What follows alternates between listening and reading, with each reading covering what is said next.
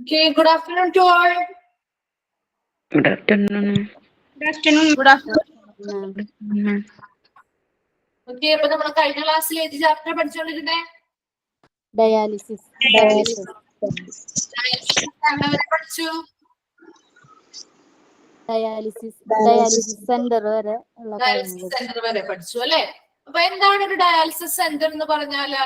അഞ്ജു എന്ന് പറഞ്ഞേ, എന്താണ് ഒരു dialysis centre?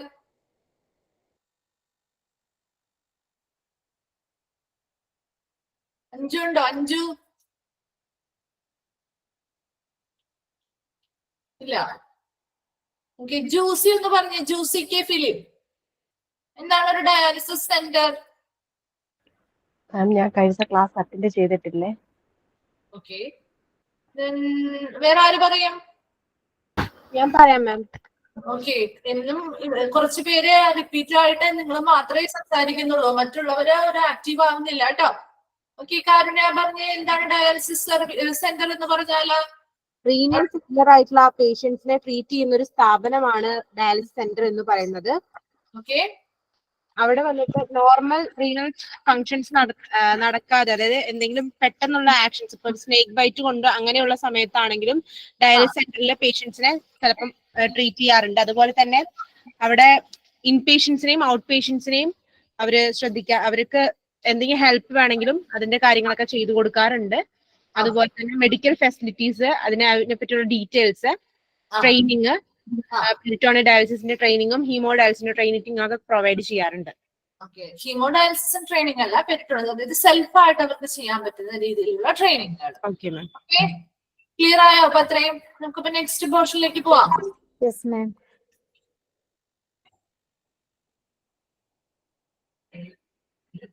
Next infrastructure requirement ആണ് കേട്ടോ.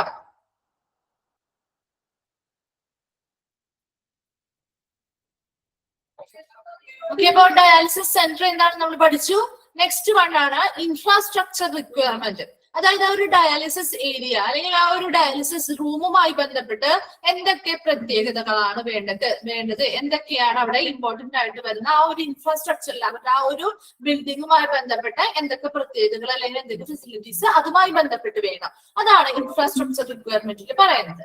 ഫസ്റ്റ് വൺ നോക്കിയേ, the dialysis area should be provided with air conditioning. ആ ഡയാലിസിസ് ഏരിയ എന്ന് പറയുന്നത് എന്ത് പ്രൊവൈഡ് ചെയ്തിരിക്കണം?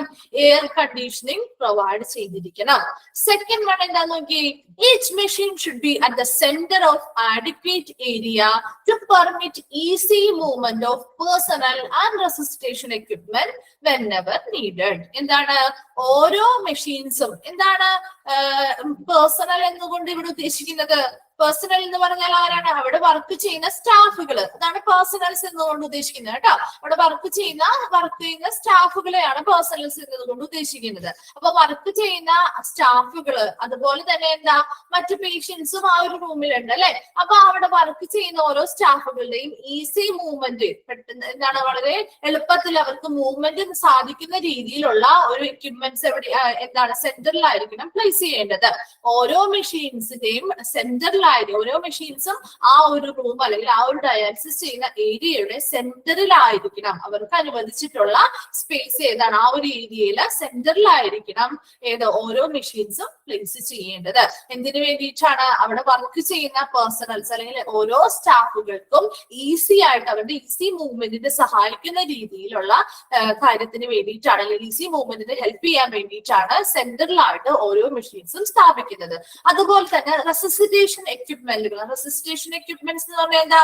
പുനരുജ്ജീവന ഉപകരണങ്ങള്. അതായത് ഇപ്പൊ എക്സാമ്പിൾ ഫസ്റ്റ് എയ്ഡുകൾ പോലെയുള്ള CPR ഒക്കെ കൊടുക്കാൻ പറ്റിയ, പെട്ടെന്ന് എന്താണ് സിവിയർ ആയിട്ടുള്ള കണ്ടീഷനിലേക്ക് ഈ ഒരു രോഗി ഡയാലിസിസ് ചെയ്യുന്ന സമയത്ത് പോവുകയാണെങ്കിൽ അതിനവർക്ക് എന്ത് ചെയ്യണം? ഒത്തിരി സമയമൊന്നും കളഞ്ഞിട്ട് പറ്റൂല അല്ലെ. ഒത്തിരി സമയം അവർക്ക് വേസ്റ്റ് ചെയ്യാനില്ല അവിടെ ആ ഒരു ട്രീറ്റ്മെന്റ് അല്ലെങ്കിൽ ആ ഒരു ഫസ്റ്റ് എയ്ഡ് ആദ്യം കൊടുക്കാനായിട്ട്.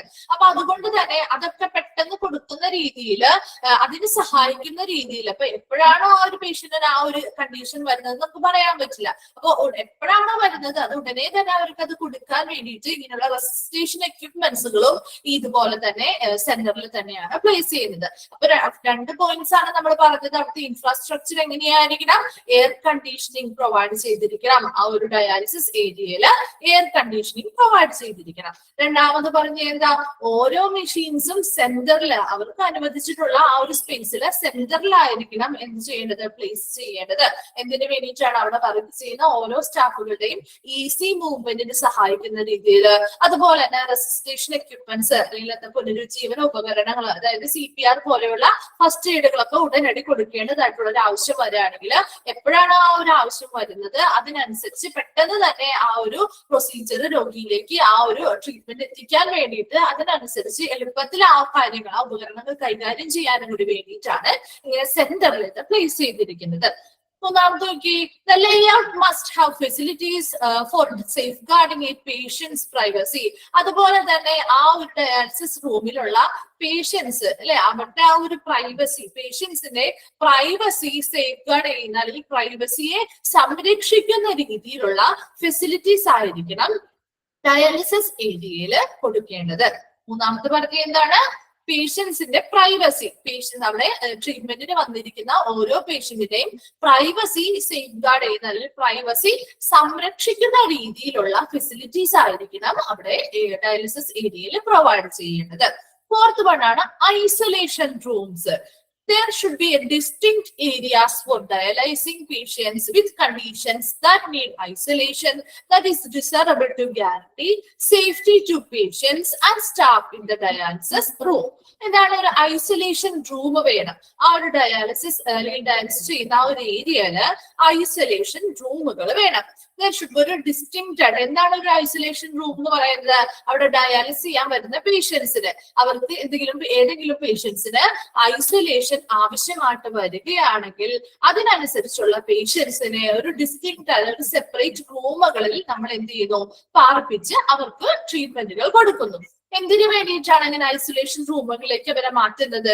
To guarantee safety to patients and staffs in the dialysis room. അതായത് ആ റൂമിൽ, ആ ഡയാലിസിസ് റൂമിലുള്ള മറ്റു പേഷ്യൻസിന്റെയും അവിടെ വർക്ക് ചെയ്യുന്ന സ്റ്റാഫുകളുടെയും സേഫ്റ്റി അല്ലെങ്കിൽ സുരക്ഷിതത്വം ഉറപ്പുവരുത്താൻ വേണ്ടിയിട്ടാണ് ഇങ്ങനെയുള്ള പേഷ്യൻസിനെ ഐസൊലേഷൻ റൂമുകളിലാക്കുന്നത്. അതായത് എന്തെങ്കിലും കമ്മ്യൂണിക്കബിൾ ആയിട്ടുള്ള ഇൻഫെക്ഷൻസ് ഉള്ളവരോ പകർന്ന് അല്ലെങ്കിൽ മറ്റുള്ളവർക്ക് പകർന്ന് നൽകുന്ന രോഗങ്ങളൊക്കെ അനുഭവിക്കുന്ന പേഷ്യൻസ് വരികയാണെങ്കിൽ അവരെന്താണ് ഒരു റൂമിൽ എല്ലാവരെയും കൂടി ഇട്ടാൽ എന്ത് വെച്ചാൽ മറ്റുള്ള പേഷ്യൻസിനും കൂടി ഇവരുടെ ആ ഒരു രോഗം പകർന്നു കിട്ടാനായിട്ടുള്ള ചാൻസ് ഉണ്ട്. അപ്പൊ അതൊന്നും ഇല്ലാതിരിക്കാൻ വേണ്ടിയിട്ടാണ് അവിടുത്തെ സ്റ്റാഫുകളെയും ആ കൂടെയുള്ള പേഷ്യൻസിനെയും എല്ലാവരെയും എന്ത് ചെയ്യുന്നു? പ്രൊട്ടക്ട് ചെയ്യാൻ അല്ലെങ്കിൽ സേഫ് ആക്കാൻ വേണ്ടിയിട്ടാണ്, അല്ലെങ്കിൽ സേഫ്റ്റി ഉറപ്പുവരുത്താൻ വേണ്ടിയിട്ടാണ് ഇങ്ങനെയുള്ള പേഷ്യൻസിനെ പർട്ടിക്കുലർ ആയിട്ടുള്ള ഐസൊലേഷൻ റൂമുകൾ ആവശ്യമായിട്ടുള്ള വരുന്ന പേഷ്യൻസിനെ ആ റൂമുകളിലേക്ക് മാറ്റി ഷിഫ്റ്റ് ചെയ്തിട്ട് അവർക്ക് അവിടെ വെച്ച് അവർക്ക് ഈ ട്രീറ്റ്മെന്റുകൾ ആ റൂമിൽ വെച്ച് നമ്മൾ പ്രൊവൈഡ് ചെയ്ത് കൊടുക്കുന്നു. This area should have a free water supply and drainage facility. അപ്പൊ ഇങ്ങനെയുള്ള ഐസൊലേഷൻ റൂമുകൾ എങ്ങനെയുള്ളവയായിരിക്കണം? ഫ്രീ വാട്ടർ സപ്ലൈ ഉണ്ടായിരിക്കണം, അതുപോലെ തന്നെ ഡ്രെയിനേജ് ഫെസിലിറ്റീസും ഉള്ള റൂം ആയിരിക്കണം ഐസൊലേഷൻ റൂമുകൾ എന്ന് പറയുന്നത്. ഫിഫ്ത്ത് പോയിന്റ് നോക്കിയേ, the dialysis center shall exhibit appropriate signage which shall be in at least 2 languages. അതുപോലെ തന്നെ നമ്മൾ ഹോസ്പിറ്റലുകളിൽ ചെല്ലുമ്പോൾ കണ്ടിട്ടുണ്ടാവും, നമ്മുടെ വരുന്ന ആളുകൾക്ക് മനസ്സിലാകാൻ വേണ്ടിയിട്ട് ചില കാര്യങ്ങൾ ചെയ്യേണ്ടതായിട്ടുണ്ട്, അല്ലെങ്കിൽ നമ്മൾ ഒഴിവാക്കേണ്ടതായിട്ടുള്ള കാര്യങ്ങളൊക്കെ വെച്ചിട്ടുള്ള ബോർഡുകള് അല്ലെങ്കിൽ സൈൻ ബോർഡുകളൊക്കെ അല്ലെങ്കിൽ അടയാളപ്പെടുത്തലുകൾ, ചിലപ്പോൾ അത് ചിഹ്നങ്ങളായിട്ടാവാം, ചിലപ്പോൾ അത് ഓരോ രൂപങ്ങളായിട്ട് അല്ലെങ്കിൽ രൂപകൽപ്പനകളായിട്ടൊക്കെ ആയിരിക്കാം അങ്ങനെയുള്ള ബോർഡുകൾ കാണുന്നത്. അപ്പൊ അതുപോലെ തന്നെ ഇവിടെ ഡയാലിസിസ് സെന്ററിലും എന്താണ് സൈനേജുകൾ അല്ലെങ്കിൽ ഈ ഒരു ഡയാലിസിസ് എന്ന് പറയുന്ന ആ ഒരു രോഗവുമായി ബന്ധപ്പെട്ട് അല്ലെങ്കിൽ അവിടെ വരുന്ന രോഗികൾ എന്തൊക്കെ പാലിക്കേണ്ടതായിട്ടുള്ള കാര്യങ്ങൾ അല്ലെങ്കിൽ അവരോട് ചെയ്യുന്നതായിട്ടുള്ള കാര്യങ്ങളൊക്കെ കാണിക്കുന്ന രീതിയിൽ അതൊക്കെ പ്രദർശിപ്പിക്കുന്ന രീതിയിലുള്ള സൈനേജുകൾ അല്ലെങ്കിൽ അടയാളപ്പെടുത്തലുകൾ, ചിലപ്പോൾ ചിഹ്നങ്ങളായിട്ടാവാം, ചില രൂപങ്ങളായിട്ടാവാം, എങ്ങനെയായിക്കോട്ടെ അങ്ങനെയുള്ള അടയാളപ്പെടുത്തലുകൾ അല്ലെങ്കിൽ അത് പ്രദർശിപ്പിക്കണം. ആ ഒരു ഈ ഡയാലിസിസ് സെന്റർ എന്ന് പറയുന്ന ആ ഒരു ഡിപ്പാർട്ട്മെന്റിന്റെ ഭിത്തികളിൽ ഇത് പ്രദർശിപ്പിച്ചിരിക്കണം. അത് എങ്ങനെയായിരിക്കണം എന്നാണ് പറഞ്ഞത്? Shall be in at least 2 languages, 2 ലാംഗ്വേജിൽ ആയിരിക്കണം അത് പ്രദർശിപ്പിക്കേണ്ടത്. നമ്മുടെ കേരളത്തിലൊക്കെ ആണെങ്കിൽ അത് മലയാളവും ഇംഗ്ലീഷുമാണ് ആ രണ്ട് ലാംഗ്വേജ്. ഇനി പുറത്തോട്ടൊക്കെ പോയാൽ അത് ഹിന്ദിയും ഇംഗ്ലീഷും ആവാം. അങ്ങനെ ഓരോ സ്ഥലങ്ങളുടെ അനുസരിച്ച് ഓരോ സ്റ്റേറ്റിനനുസരിച്ച് വ്യത്യാസമാവും. മിനിമം 2 ലാംഗ്വേജിൽ എന്തെങ്കിലും ഈ സെയിം സൈൻ ബോർഡുകൾ എന്താണ് സ്ഥാപിച്ചിരിക്കണം. 2 ലാംഗ്വേജ് എങ്കിലും മിനിമം ഉണ്ടായിരിക്കണം. അതാണ് 5ാമത്തെ പോയിന്റ് പറയുന്നത്. അപ്പൊ ഇപ്പൊ ഇത്രയുമാണ് ഇൻഫ്രാസ്ട്രക്ചർ റിക്വയർമെന്റിൽ വരുന്നത്. ആ ഒരു ഡയാലിസിസ് ഏരിയ അല്ലെങ്കിൽ ഡയാലിസിസ് റൂമുമായി ബന്ധപ്പെട്ട് എന്തൊക്കെ കാര്യങ്ങളാണോ വേണ്ടതെന്നാണ്. ഫസ്റ്റ് നമ്മൾ നോക്കിയേ, ഡയാലിസിസ് ഏരിയയിൽ എപ്പോഴും എങ്ങനെയായിരിക്കണം? എയർ കണ്ടീഷൻ പ്രൊവൈഡ് ചെയ്തിരിക്കണം. രണ്ടാമത് പറഞ്ഞ എന്താ, ഓരോ മെഷീൻസും അവർക്ക് അനുവദിച്ചിട്ടുള്ള സെന്ററിലായിരിക്കണം പ്ലേസ് ചെയ്യേണ്ടത്. അതുവഴി എന്താണ്, റെസിസ്റ്റേഷൻ എക്യുപ്മെന്റ്സ് എപ്പോഴാണ് ആവശ്യമായിട്ട് വരുന്നത് അത് അപ്പോൾ തന്നെ ഉപയോഗിക്കാനായിട്ട് പറ്റും. അതുപോലെ തന്നെ ഈസി ആയിട്ട് അവിടെയുള്ള സ്റ്റാഫുകൾക്ക് മൂവ്മെന്റ് ഈസി ആക്കാനായിട്ടും ഈ സെന്ററിൽ ഇങ്ങനെയുള്ള മെഷീൻസ് സ്ഥാപിക്കുന്നത് വഴി സഹായിക്കുന്നു. മൂന്നാമത് പറഞ്ഞ എന്താ, ഓരോ പേഷ്യന്റിന്റെയും പ്രൈവസിയെ സേഫ് ഗാർഡ് ചെയ്യുന്ന അല്ലെങ്കിൽ പ്രൈവസിയെ സംരക്ഷിക്കുന്ന രീതിയിലുള്ള ഫെസിലിറ്റീസ് ആയിരിക്കണം ഓരോ ഡയാലിസിസ് സെന്റേഴ്സും പ്രൊവൈഡ് ചെയ്യേണ്ടത്. നാലാമത്തെ എന്താ, ഐസൊലേഷൻ റൂമുകൾ വേണം അല്ലെ. ഐസൊലേഷൻ ആവശ്യമായിട്ടുള്ള പേഷ്യൻസിനെ, ഡയാലിസിസ് ചെയ്യുന്ന പേഷ്യൻസിനെ എന്ത് ചെയ്യുന്നു, ഒരു സെപ്പറേറ്റ് ആയിട്ടുള്ള ഒരു റൂമിലേക്ക് മാറ്റി പാർപ്പിച്ചതിന് ശേഷം ആ റൂമിൽ എങ്ങനെയുള്ള റൂമായിരിക്കണം എന്ന് പറഞ്ഞാൽ ഫ്രീ വാട്ടർ സപ്ലൈയും ഡ്രെയിനേജ് ഫെസിലിറ്റീസും ഉള്ള ആ ഒരു ഐസൊലേഷൻ റൂമിൽ വെച്ചിട്ടായിരിക്കും ആ പർട്ടിക്കുലർ പേഷ്യൻസിന് ഡയാലിസിസ് ട്രീറ്റ്മെന്റുകൾ പ്രൊവൈഡ് ചെയ്യുന്നത്. എന്തിനു വേണ്ടിയിട്ടാ, അവിടെയുള്ള മറ്റ് പേഷ്യൻസിന്റെയും അതുപോലെ തന്നെ ആ റൂമിലോട് വർക്ക് ചെയ്യുന്ന മറ്റ് സ്റ്റാഫുകളുടെയും ഒക്കെ സേഫ്റ്റി ഗ്യാരണ്ടി ചെയ്യാൻ വേണ്ടി, അല്ലെങ്കിൽ സേഫ്റ്റി ഉറപ്പുവരുത്താൻ വേണ്ടിയിട്ടാണ് ഇങ്ങനെ ഇവരെ ഐസൊലേഷൻ റൂമുകളിലേക്ക് മാറ്റുന്നത്. 5th പോയിന്റ് എന്താന്ന് നോക്കിയേ, ഡയാലിസിസ് സെന്ററിൽ എന്ത് ചെയ്തിരിക്കണം, സൈൻ ബോർഡുകൾ അല്ലെങ്കിൽ അടയാളപ്പെടുത്തുന്ന രീതിയിലുള്ള സൈനേജുകൾ എക്സിബിറ്റ് ചെയ്തിരിക്കണം അല്ലെങ്കിൽ പ്രദർശിപ്പിച്ചിരിക്കണം. അതെങ്ങനെ ആയിരിക്കണം, അറ്റ്ലീസ്റ്റ് 2 ലാംഗ്വേജിലെങ്കിലും അത് എഴുതിയിരിക്കണം. ക്ലിയർ ആയോ? ഇത്രയും പോയിന്റ്സ്, ഇൻഫ്രാസ്ട്രക്ചർ 5 പോയിന്റ്സ് പറഞ്ഞത് ക്ലിയർ ആയോ? ഓക്കെ, നെക്സ്റ്റ് വൺ ആണ് the hospital administration must verify. Hospital administration verify ചെയ്യേണ്ട കുറച്ച് കാര്യങ്ങളുണ്ട്. A patient and his or her representative or relative has the following right with regard to the dialysis എന്നുണ്ട് കേട്ടോ. അവിടെ lysis മാത്രമേ ഉള്ളൂ, ഡയാലിസിസ് സെന്റർ എന്നാണ് കേട്ടോ. അതൊന്ന് കറക്റ്റ് ചെയ്തേക്കണേ. A patient and his or her representative അല്ലെ. ചിലപ്പോ ഒരു പേഷ്യന്റ് നേരിട്ടായിരിക്കും എല്ലാ കാര്യങ്ങളും അവർ മുൻകൂട്ടി എടുത്തായിരിക്കും ചെയ്യുന്നത്. ചിലപ്പോ എന്താണ്, വയ്യാത്ത പേഷ്യൻസ് ആണെങ്കിൽ അവരുടെ റെപ്രസെന്റേറ്റീവ്സ് ആയിട്ട് ആരെങ്കിലും വരും അല്ലെ. അല്ലാന്നുണ്ടെങ്കിൽ ചിലപ്പോൾ അവരുടെ റിലേറ്റീവ്സ് ആയിരിക്കും അവരുടെ കൂടെ വരുന്നത്. അപ്പൊ അവർക്ക് എന്താണ്, കുറച്ച് റൈറ്റ്സ് അല്ലെങ്കിൽ കുറച്ച് അവകാശങ്ങൾ ഈ ഒരു ഹോസ്പിറ്റൽ അഡ്മിനിസ്ട്രേഷന്റെ ഭാഗത്തു നിന്ന് ഉറപ്പുവരുത്തേണ്ട കാര്യങ്ങളുണ്ട്. അത് എന്തൊക്കെയാണെന്ന് നോക്കിയേ. Provide ample information about the nature. First one നോക്കുക, provide ample information about the nature, cause of illness, proposed investigations and care, expected result of treatment, likely complications. എന്താണ് ഫസ്റ്റ് വണ്?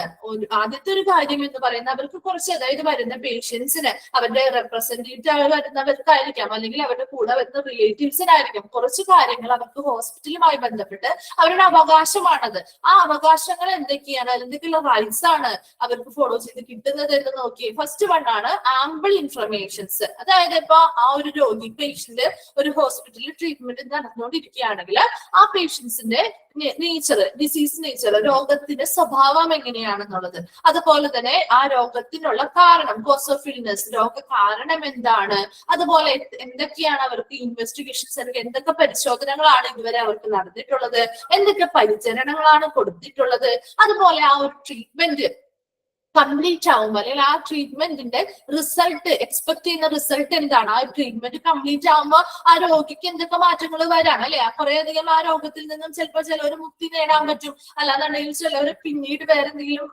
ഫർദർ ട്രീറ്റ്മെന്റുകൾ ചെയ്യേണ്ടതായിട്ട് വരും. അപ്പൊ അങ്ങനെയുള്ള കാര്യങ്ങൾ, ആ ഒരു ട്രീറ്റ്മെന്റ് വഴി ഉണ്ടാകുന്ന എക്സ്പെക്ടഡ് റിസൾട്ട് എന്താണ്, അതുപോലെ എന്തെങ്കിലും കോംപ്ലിക്കേഷൻസ് ഉണ്ടാവുന്നുണ്ടോ എന്നുള്ള കാര്യങ്ങളൊക്കെ എന്ത് ചെയ്തിരിക്കണം, ഈ പേഷ്യൻസിനോ അല്ലാന്നുണ്ടെങ്കിൽ അവരുടെ റെപ്രസെന്റേറ്റീവ് ആണ് കൂടെ വരുന്നത് അവരുടെ അടുത്തോ അല്ലെങ്കിൽ അവരുടെ കൂടെ ചിലപ്പോൾ റിലേറ്റീവ്സ് ആയിരിക്കും വരാം, അവരോടൊക്കെ എന്ത് ചെയ്യണം, ഈ പേഷ്യന്റുമായി ബന്ധപ്പെട്ട് ഇങ്ങനെയുള്ള കാര്യങ്ങളൊക്കെ അവർക്ക് പറഞ്ഞ് മനസ്സിലാക്കിയിരിക്കണം. അത് അവർക്ക് അറിയേണ്ടതായിട്ടുള്ള കാര്യം, അത് അവരുടെ ഒരു അവകാശമാണ് ഇങ്ങനെയുള്ള കാര്യങ്ങൾ അറിയണം എന്നുള്ളത്. അതായത് ആ പേഷ്യന്റ് വന്നു, ആ പേഷ്യന്റിന് എന്തൊക്കെയോ ട്രീറ്റ്മെന്റുകൾ കൊടുക്കുന്നു, അതെന്താണെന്നൊന്നും ആരും പറയുന്നില്ല എന്നുണ്ടെങ്കിലോ ഇവർക്ക് അവരോട് ആരെങ്കിലും ചോദിച്ചു കഴിഞ്ഞാൽ ഇവർക്ക് പറയാൻ പറ്റുമോ എന്ത് ട്രീറ്റ്മെന്റ് ആണ് കൊടുക്കുന്നത്, എങ്ങനെയാണ് കൊടുക്കുന്നതെന്ന് ഇവർക്ക് ഒരു ധാരണ ഉണ്ടാവില്ല. അതൊന്നുമല്ല ചെയ്യേണ്ടത്, മറിച്ച് എന്താണ് ഓരോ രോഗിയുടെയും കണ്ടീഷൻ എങ്ങനെയാണ്, അതുപോലെ തന്നെ രോഗിയുടെ ആ ഒരു കോസ് ഓഫ് ഇൽനെസ് അല്ലെങ്കിൽ രോഗാവസ്ഥ എന്താണ് എന്നുള്ള കാര്യങ്ങളെ കുറിച്ചൊക്കെ എന്ത് ചെയ്തിരിക്കണം, ഇവിടെ ഓൾറെഡി അവർക്ക് പറഞ്ഞു കൊടുത്തിരിക്കണം. രണ്ടാമത് നോക്കി, patient has the right to know the bill, so expected cost of treatment should be discussed before treatment. അതുപോലെ തന്നെ എന്താണ് നമുക്കിപ്പോ അറിയാം, ഹോസ്പിറ്റലിൽ നമ്മൾ ചെല്ലുമ്പോൾ പേഷ്യൻസിന് ട്രീറ്റ്മെന്റ് കൊടുത്തു വിചാരിക്കാം, കൊടുത്തു കഴിഞ്ഞിട്ട് ഒരു 1-2 ദിവസം കഴിയുമ്പോൾ ഒരു വലിയൊരു ലോങ് ബില്ലുമായിട്ട് നമ്മുടെ അടുത്ത് വന്നാലോ, നമുക്ക് അത് ചിലപ്പോൾ അഫോർഡ് ചെയ്യാൻ പറ്റുന്നതല്ല എന്നുണ്ടെങ്കിൽ നമുക്ക് എന്തെങ്കിലും ചെയ്യാൻ പറ്റുമോ? ഇല്ല. അപ്പൊ അതുകൊണ്ട് തന്നെ എപ്പോഴും ആ പേഷ്യൻസിന്, ഏതൊരു പേഷ്യന്റിനും ട്രീറ്റ്മെന്റ് തുടങ്ങുന്നതിന് മുൻപ് അവരുടെ ആ ഒരു ട്രീറ്റ്മെന്റ് ചെയ്യുന്നത് കൊണ്ട് അവർക്ക് എക്സ്പെക്ടഡ് ആയിട്ടുള്ള കോസ്റ്റ് എത്രയാണ്, ആ ഒരു ട്രീറ്റ്മെന്റ് അവർ നടത്തി കഴിഞ്ഞാൽ എത്ര തുകയാകും, ഏകദേശം എത്ര തുകയാവും എന്നുള്ള കാര്യങ്ങളെ പറ്റിയുള്ള ആ ഒരു ബില്ല് എത്ര തുകയാവും എന്നുള്ള കാര്യങ്ങൾ പാലിച്ചുകൊണ്ട്, ഒരു മിനിറ്റ്,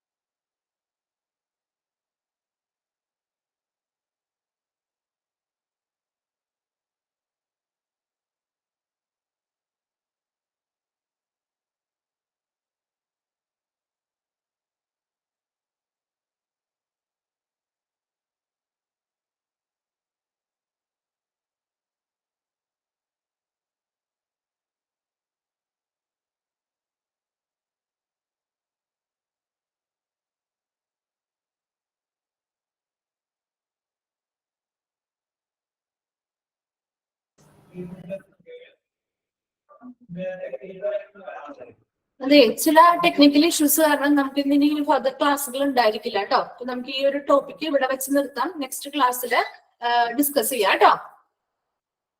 ക്ലിയർ ആയോ എല്ലാവർക്കും? ഓക്കെ ഓക്കെ, അപ്പൊ ഞാൻ വൈൻഡപ്പ് ചെയ്തോട്ടെ. അപ്പൊ നെക്സ്റ്റ് ക്ലാസ്സിൽ നമുക്ക് കണ്ടിന്യൂ ചെയ്യാം കേട്ടോ.